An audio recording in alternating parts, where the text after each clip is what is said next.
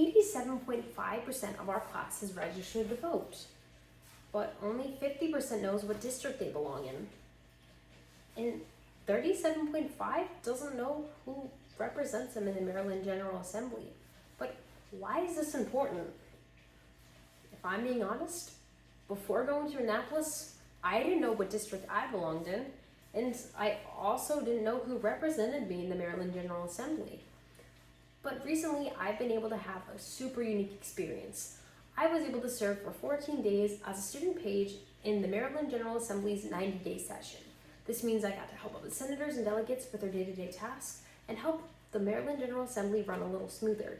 I was able to meet a bunch of cool people like security guards, Governor Westmore, Hakeem Jeffries, and all of my local senators and delegates. And it was a unique experience that taught me a lot about how bills become laws, how the Maryland General Assembly is structured, and why it's important to us in modern day. To understand the Maryland General Assembly, there's three things that you need to understand. You need to understand the districts, the House, and the Senate.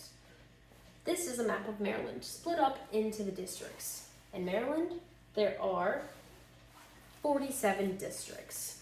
And these are split between, some of them are split into two sections. Like this one is just District 5, but look, this is 35A and there's a 35B. But to understand the districts and why they matter, we need to see a different map. This is the same map of Maryland, the same map of districts, but there's something different about it. Instead of all these different colors, it's just red and blue. Well, what do the red and blue mean?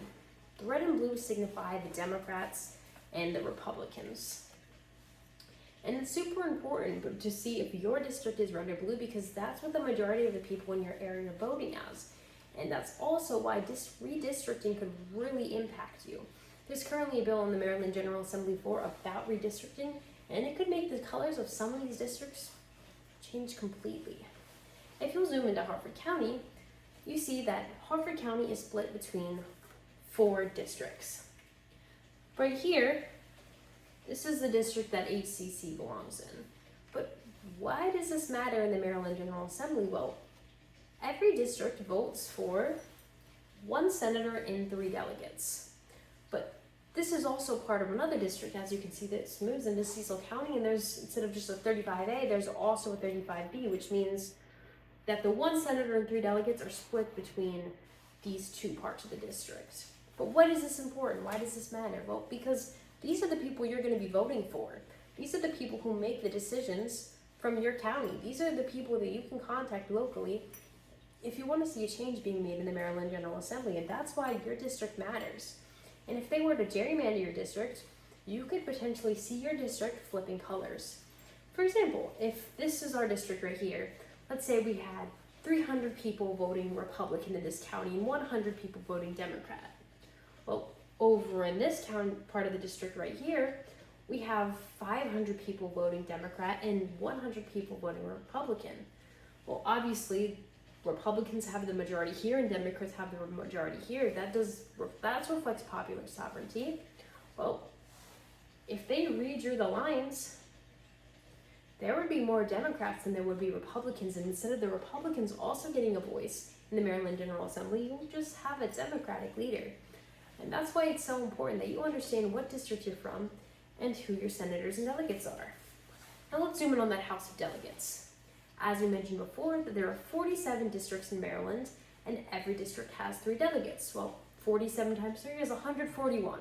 There are 141 members in the House of Delegates. And there are 8 committees, which means that every single one of these people is split into one of these 8 committees.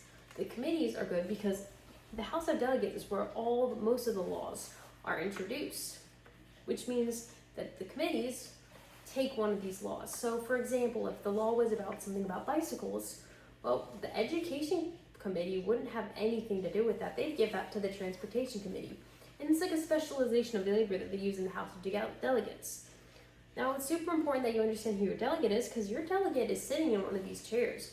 Your delegate is part of one of those 8 committees, and your delegate is going to be able to introduce bills that could become laws or legislation.